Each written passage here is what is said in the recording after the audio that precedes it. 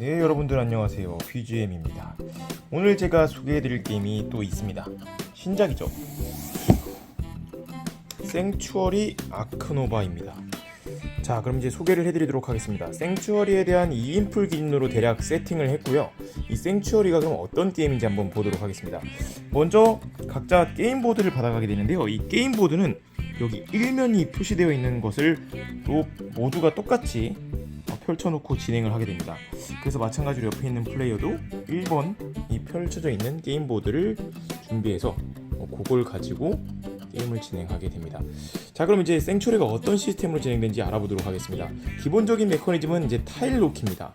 그래서 여기 보면은 동물원에 대한 내용을 제가 세팅을 했어요.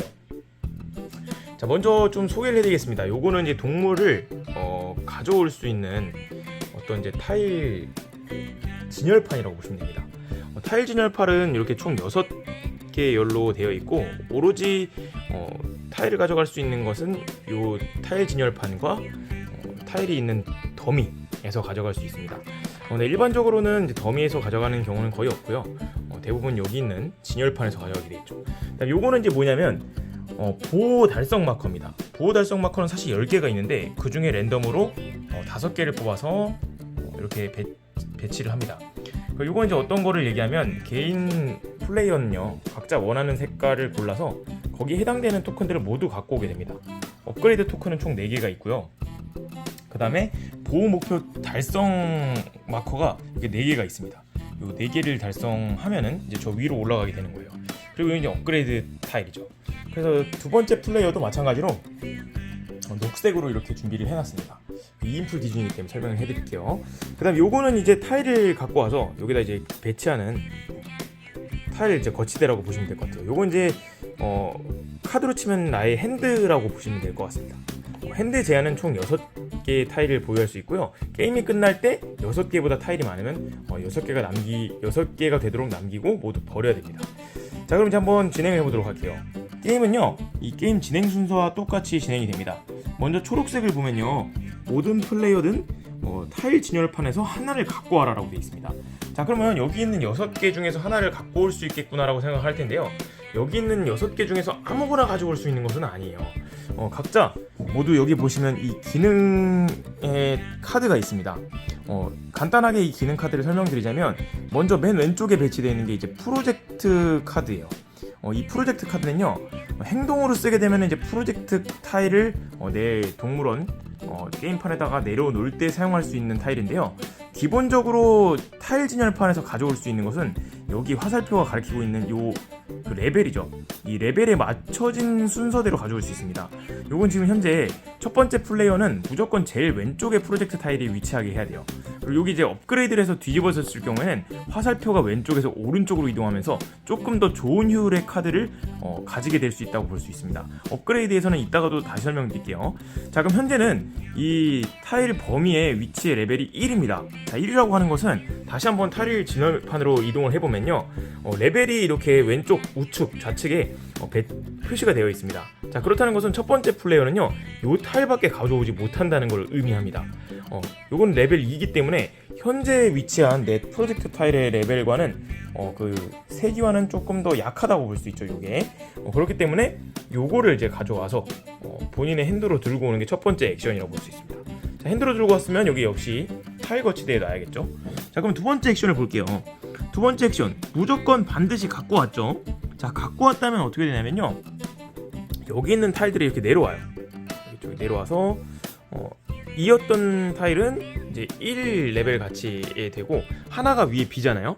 저 비는 것은 이제 더미에서 하나 갖고 와서 공개를 해서 이렇게 배치를 하게 됩니다. 코알라가 나왔네요. 자, 그 다음에 단계가 바로 행동 카드 중 한 장을 골라서 행동을 어떤 걸 할지를 골라라, 이겁니다. 수행을 하라, 이런 겁니다. 자, 근데 여기서 중요한 거는요, 여기에 모든 액션은요 이 카드로만 진행이 됩니다. 자, 근데 여기서도 행동으로 할 것을 이 맨 왼쪽에 걸로 써도 돼요. 대신 프로젝트 타일을 설치할 거면요, 프로젝트 타일을 할 거면요, 요거를 살짝 빼놓고 나는 프로젝트 타일을 이번에 게임판에 배치할 거야 라는 이제 의미인 거죠. 자, 그러면요, 프로젝트 타일을 배치하려면 내 핸드에 프로젝트 타일이 있어야 합니다. 여기는 다행히 있네요. 자, 있지만 프로젝트 타일이라 하더라도 반드시 이걸 내려놓을 수 있는 것은 아니에요. 왜냐면 이 프로젝트 타일의 레벨이 있습니다. 이건 4죠. 근데 현재 위치한 프로젝트 타일의 레벨은 몇이죠? 1이죠. 그렇다고 하는 것은 지금 요거를 힘이 약하기 때문에 못한다는 겁니다. 자, 그러면은 다른 거를 수행해야 돼요. 그쵸? 다른 거를 수행할 때는 여기 다른 타일들을 다 사용할 수 있는데, 요거는 요 녹색 마커가 있는 동물들을 내려놓을 수 있는 타일인데, 이 3개가 레벨 2까지 내려줄 수 있는 거죠. 그러니까 만약에 이런 초록색 문양의 그 마크를 가지고 있는 동물들을 내가 이 핸드에 보유하고 있었다면 그거를 레벨 2까지 한해서는 이하죠. 1이나 2의 동물들은요 배치할 수 있다라는 거예요. 근데 여긴 지금 없잖아요. 그럼 못합니다. 그렇지만 만약에 내가 있었다고 한다면 배치를 할 수 있는 거예요. 자, 그렇다면은 예시를 들어서 설명해 드릴게요. 제가 만약에 이 딩고가 있었다고 칩시다. 이 딩고는요 산악을 얘기하고, 또 이 오스트리아죠. 오스트리아에 있는 산악에 있는 육식 동물이다, 이렇게 얘기할 수 있어요. 자, 그럼 요거는 배치하려면 어떻게 해야 됩니까? 여기서는 요게 녹색 동물을 배치하는 거고요. 요건 산악 동물, 그다음 요건 물 동물을 배치하는 거거든요. 근데 요거는 딩고는 산악 동물입니다. 그렇다는 것은 어떻게 해야 되죠? 산악 동물을 배치할 수 있는 액션을 해야겠죠. 근데 요거의 가치는 몇이죠? 레벨 3입니다. 그럼 딩고를 배치할 수가 있는 거예요. 자, 그럼 딩고를요 게임판에 배치를 할 수가 있기 때문에 배치를 해도 되는데, 배치할 때 조건이 있습니다. 자, 이렇게 아무데나 이렇게 배치할 수 있느냐? 그건 아니에요. 최초에 보면요 동물원 입구가 지금 이렇게 돼 있습니다. 게임판 모두 다 동일해요. 이 입구로부터 인접한 곳에서 먼저 타일을 배치해야 돼요. 그러니까 요런 데다 놓을 수는 없고, 여기 아니면 여기가 될 수 있는 거죠. 그럼 딩고를 여기다 이제 배치해봤다고 볼게요. 자, 딩고는요 이렇게 배치가 되면요 요 액션을 수행하게 된 거잖아요. 자, 액션을 수행했다면 요거는 쓱 빠져서 가장 약한 왼쪽으로 넘기게 되고요, 나머지 타일은 위로 올라갑니다. 그러니까 요게 이제 가장 재밌는 아크노바 생추어리의 좀 재밌는 시스템이라고 볼 수 있는데, 내가 사용한 액션은 힘의 세기가 약해지고 그 다음에 사용하지 않은 거는 점점 더 뒤로 밀려나면서 그 레벨의 강도가 강해진다라는 걸 볼 수 있죠. 이제 뭐 여기 또 레벨 업을 했다면 왼쪽 화살표가 오른쪽 화살표로 넘어가기 때문에 또 그만큼 강력해진다고도 볼 수가 있겠습니다. 자, 이렇게 진행이 될 수 있고요. 두 번째 차례도 그럼 진행이 됐습니다. 행동을 했죠. 자, 그 다음에 선택지예요. 자, 이 선택지는요 내가 조건을 달성해서 진행을 할 수 있으면 원하는 만큼 해도 돼요. 첫 번째는 건물이잖아요. 건물은 예를 들어 볼게요. 자, 건물 타일을 내가 현대에 보유하고 있었다고 치겠습니다. 요거는 뭐라고 돼 있죠?